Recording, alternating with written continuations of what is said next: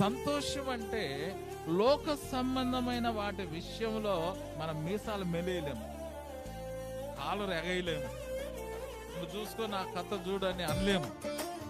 ఇవన్నీ కూడా యేసు శిలువ వైపు చూసినప్పుడు ఇవన్నీ కూడా చచ్చిపోతాయి. ఎప్పుడైతే యేసు వైపు చూసినామో, ఆ శిలువ వైపు చూసినామో, చచ్చిపోయినప్పుడు చచ్చిపోయిన వాడిని ఇప్పుడు రోషం వస్తుందా? ఎన్ని మాట్లాడినా చచ్చిపోయిన దగ్గర పోయి గట్టిగా అరిచినాం అనుకో, ఏయ్ అట్లా కానీ అంటాడా? వాడు చచ్చిపోయినోడి దగ్గర నువ్వు ఎన్ని డప్పులు కొట్టుకున్నా, కేకలేసినా వాడు పలకడు, నీతో మౌనంగా ఉంటాడు. చనిపోయినోడు మాట్లాడలేడు.